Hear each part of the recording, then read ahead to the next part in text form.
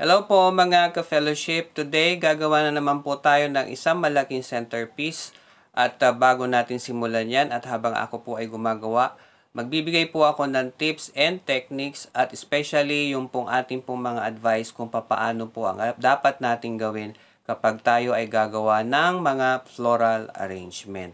Tandaan po natin lagi na yung ating pong floral foam ay kinakailangan nating ibabad sa water solution na kung saan ito ay mixture ng 1 liter na tubig sa isang kutsarang asukal o kaya 1 liter ng tubig sa isang kutsarang tawas para po tumagal yung buhay ng ating pong mga cut flowers, cut leaves at kung meron po tayong mga stemmed plant na po pwede po nating ilagay. At pakatandaan po natin ka-fellowship, kung tayo po ay meron talent in regards po sa paggawa ng mga floral arrangement o kaya paggawa ng iba't ibang klase ng mga design sa flower arrangement, mas maganda po ka-fellowship na i-cultivate po natin yung talent na meron po tayo.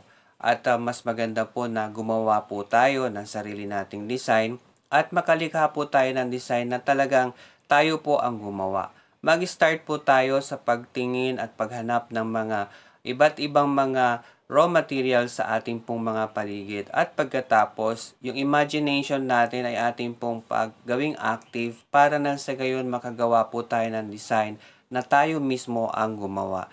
Hindi natin ipinagdadamot yung mga designs na ating ginagawa, pero mas maganda ka-fellowship na ma-nurture yung talent na ating pong kung ano pong meron tayo. At kung sakaling nag-i-start na po tayo, mas maganda ka-fellowship na gawin natin ito sa simplest form na dapat nating gawin para hindi po tayo mabigla o hindi tayo mahirapan. Yung po ating pong mga gagawin, mas maganda po na kung hindi natin ma-fix sa ating isipan, mas maganda po na isulat natin o kaya i-drawing po natin yung ating pong design na gagawin sapagkat malaki po ang maitutulong nito. Doon natin mailalagay sa ating isip kung ano pa ang kalalabasan ng ating design na ginawa o gagawin. At lagi natin tatandaan, yung original po na design na ating gagawin ay napakaganda sapagkat tayo po ang gumawa. Ayan po. Yan po yung may bibigay ko po sa inyong advice ka-fellowship. At syempre, dito po sa design na ating ginagawa, kung papansin niyo gumamit tayo ng malaking dahon. Ayan, gumamit po tayo ng tea plant at gumamit po tayo ng Song of India. Ayan po, yun po yung mga dahon. At syempre, ang walang kamatayang anahaw ay po, ayan po ang ating ginamit. At gumamit po tayo ng Fiji at pink roses. Ang design na po yan ay L-shaped type. At kung papansin po ninyo, yung pong pinaka post niya o kung yung stand niya ay ginamitan po natin ng pink roses. Yung sa left side po, puro dahon para mag-shape up po yung ating pong bulaklak. Yung right side naman po, ginamit na natin yung pong yellow Fiji para magkaroon po ng accent sa right side at para mapumapansin siya ang different colors na ating pong nilagay.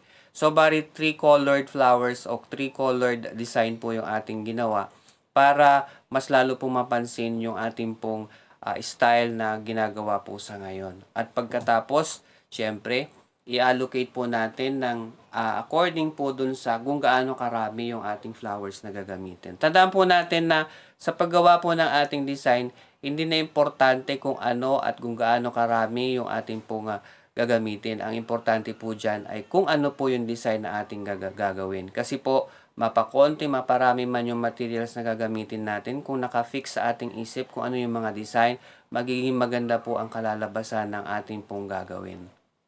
Yan po yung isa sa ating mga dapat tandaan. And make sure mga ka-fellowship, na ubusin po natin yung mga flowers na ating pong inallocate sa isang design na ating gagawin para hindi po siya masayang. Lalo na kapag long stem, gamitin po natin yung mga stems niya sapagkat malaki po ang magagawa niya, especially sa paglalagay po ng contour doon po sa ating design. Yan po yung last part na ating ginagawa. Kung mapapansin niyo yung mga long stem na ating pinutol ginagamit po natin bilang pang-accent doon sa left side ng ating pong centerpiece. Ayan po.